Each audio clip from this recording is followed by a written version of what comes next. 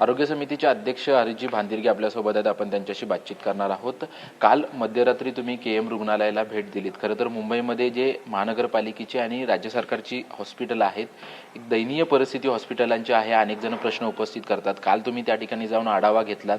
थोडंफार बाचाबाची देखील आम्हाला पाहायला मिळाली. नक्की काय हॉस्पिटलमध्ये, केएम हॉस्पिटलमध्ये मध्यरात्री झालं होतं, काय सांगाल? ही माझी दुसरी विजिट होती, सरप्राईज विजिट. पहिल्या विजिटमध्ये काही निदर्शनास आल्यानंतर तशा सूचना मी दिल्या गेल्या होत्या. मी स्वतः नंतर दुसऱ्या विजिट मला करायची वेळ का आली की मी स्वतः एक पेशंट 11 वाजता पाठवला होता.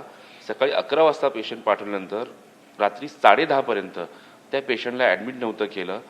मी स्वतः फोन केला जो पेशंटचे नातेवाईक आहेत त्यांना, आणि त्यांना सांगितलं की तुम्ही फोन द्या त्यांना, जो कोण ऑनकॉल डॉक्टर आहे. तर ऑनकॉल डॉक्टर घ्यायला पण फोन तयार नाहीत. मी सांगतोय की बाबा मी आरोग्य समिती अध्यक्ष बोलतोय, तर ते स्वतः बोलतात की नाही, आम्हाला कोणाचेच फोन घ्यायची सांगितलं नाही आहे. त्यानंतर त्यांनी एक लँडलाईन नंबर दिला. त्या लँडलाईनवरती मी फोन केला. तो लँडलाईनवरून मी सांगतोय की मी अध्यक्ष बोलतोय, तरी पण ते फोन घ्यायला तयार नाहीत. मग मला स्वतः यायला लागलं. तिथे आल्यानंतर ऑनकॉल डॉक्टर नव्हते. मी फोन केला, ते बोलले मी जेवायला गेलोय. ते आले 1.5 तासांनी. तिथे जे डॉक्टर होते ते पण अवेलेबल नव्हते. फक्त एकच डॉक्टर होता, तो एकच फिरत होता फक्त इमर्जन्सी वॉर्डमध्ये. मग मी स्वतः पेशंट बनलो. मला स्वतःला 2.5 तास लागले पेपर म्हणजे पेपर घेईपर्यंत, पूर्ण डॉक्टरकडे जाईपर्यंत 2.5 तास लागले. त्यानंतर मी डीनना फोन केला. डीन आले. त्या अगोदर मी नर्सनं विचारलं, मी हा पेशंट 11 वाजता पाठवला होता, अजून त्याला ॲडमिट का नाही केलं? तर आम्ही उत्तरदायित्व नाही आहोत, आम्ही उत्तर देऊ शकत नाही, तुम्ही सीओना जाऊन भेटा. मी बोललो की मी आरोग्य समिती अध्यक्ष बोलतोय. नाही, आम्ही तुमच्याशी बोलू शकत नाहीये. ही उत्तरं जर माझ्यासारख्या अध्यक्षाला देत असतील तर सामान्य प्रशासनाला काय उत्तर देत असतील? हाच प्रश्न आहे की केएममध्ये मोठ्या प्रमाणात गर्दी असते. बाहेरून देखील मोठ्या प्रमाणात नागरिक, रुग्ण जे आहेत ते केएममध्ये येत असतात. जर आरोग्य समितीचे अध्यक्ष म्हणून तुम्ही काम बघताय, मोठमोठे प्रश्न इतर हॉस्पिटलचे, मुंबईमधल्या हॉस्पिटलचे प्रश्न सोडवण्याचा प्रयत्न करतात, तुम्ही जो अनुभव सांगतायत, मग सामान्य रुग्णांनी कोणाकडे बघायचं किंवा सामान्य रुग्णांनी कशा पद्धतीने उपचार घ्यायचे अशा हॉस्पिटलमध्ये? त्यासाठीच अनुभव घेण्यासाठी मी स्वतः रात्री गेलो आणि स्वतः पेशंट बनून गेलो. मी वेश बदलून गेलो की मी स्वतः अनुभव घेतला की मला जर ही परिस्थिती होत असेल तर सामान्य नागरिकांना किती परिस्थिती बेकार आहे.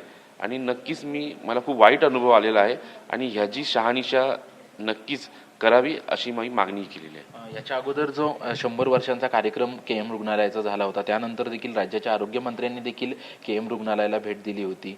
तर सुविधा नाही आहे, तर डॉक्टरांचं वेगळी म्हणणं आहे की खूप मोठा बोजा जो आहे तो केएम रुग्णालयावरती येतो.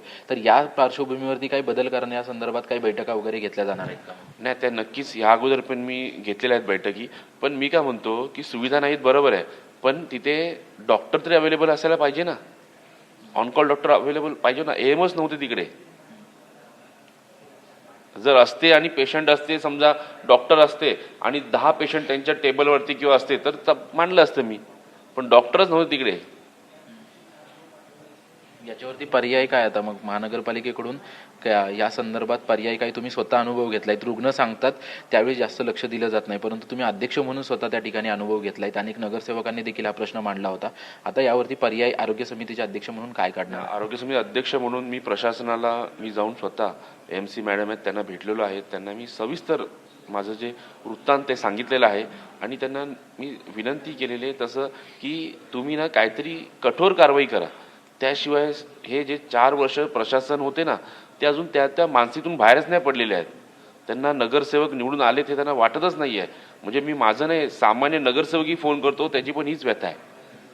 आणि खरंच आपण एक सेवक आहोत जनतेचे, आपण राजे नाही आहोत आणि सेवकाप्रमाणे जनतेची सेवा केलीच पाहिजे आपण. पुढे केएमचा कारभार सुधारावा याच्यासाठी काय प्रयत्न केले जातील? राज्य सरकारकडून निधी येतो, महानगरपालिका देखील निधी देतं. प्रशासनाचा किंवा केएमचा जो हा संपूर्ण कारभार आहे तो वारंवार आहे की सुधरत नाहीये, मग विशेष काय प्रयत्न केले जातील? आता प्रयत्न करावे म्हणून ह्या 25 वर्षामध्ये मला नाही वाटत की कोणी आरोग्य समिती अध्यक्ष हा रात्रीचा गेला असेल. आरोग्य सामान्य विषयामध्ये मी प्रामाणिकपणे काम करत आहे आणि मी आव्हानही करतो, कारण मी पत्रकार बंधूंना सगळ्यांना आवाहन करतो की काही उणीव असेल तर तुम्ही मला सांगा, आम्हाला सांगा. आम्ही जे काय त्रास आहे, उणीव आहे, त्या कसे कमी होईल त्यासाठी आम्ही इथे बसलेलोच आहोत. धन्यवाद आमच्याशी बातचीत केल्याबद्दल. आपण पाहतोय की काल अचानक व्हिजिट जी आहे ती स्वतः अध्यक्ष हरिजी भांदिरगे यांनी दिली आणि त्यांना जे वेगवेगळे अनुभव आले त्यानंतर आता प्रशासनाला त्यांनी आदेश जे आहेत ते आदेश देण्यात आलेले आहेत. कॅमेरामन हरी नेगीसह निवृत्ती बाबर, TV 9 मराठी, मुंबई.